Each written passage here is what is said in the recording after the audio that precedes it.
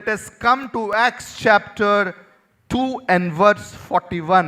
అపోస్తుల కార్యాల గ్రంథము 2వ అధ్యాయము 41వ వచనానికి మన పరిశుద్ధ గ్రంథాలు తెరుద్దామండి.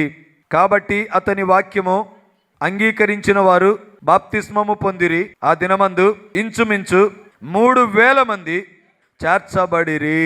At one side, ఒకవైపున the prayerlessness pastor has produced death to 3,000 people. At other side, the prayerlessness, the prayerful fisherman, the prayerful apostles, the man of prayer has given life to 3,000 souls. ఒకవైపున అనగా పాత నిబంధనలో ప్రార్థన చేయని దైవజనుడు 3,000 మంది సంహరింపబడటానికి 3,000 మంది కూలిపోవడానికి కారకులైతే, ఈ కొత్త నిబంధనలోనికి వచ్చినటువంటి వారు సాధారణమైనటువంటి జాలరులు, దేవుని సేవకులు, వారందరూ కూడా మేడగదిలో ఉండి దేవుని సన్నిధిలో ప్రార్థన చేయగా 3,000 మంది రక్షింపబడ్డారండి.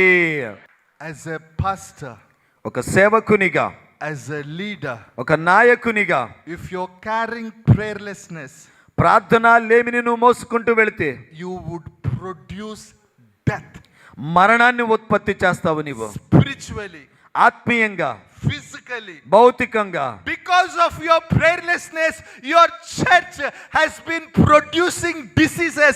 When a prayerlessness pastor lays his hands on people, out of his prayerlessness, the demons would go and sit on the heads of the believers.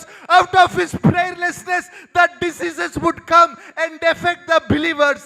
ప్రార్థన చేయనటువంటి తనము, ప్రార్థన లేమి సంఘాలలో అనేకమైనటువంటి వ్యాధులను కలిగిస్తూ ఉన్నది. ప్రార్థన చేయని దైవజనుడు మీ మీదికి వచ్చి మీ మీద చేతులుంచి ప్రార్థన చేయగా, ప్రార్థన లేమి తనము వలన ఆ దురాత్మలు ఆ దైవజనులలో నుండి విశ్వాసుల్లోనికి వెళ్ళి మరి ఎక్కువ రోగాలకి కారణమైపోయి వారందరూ కూడా అనేకమైన బాధలు పడుతూ ఉన్నారండి.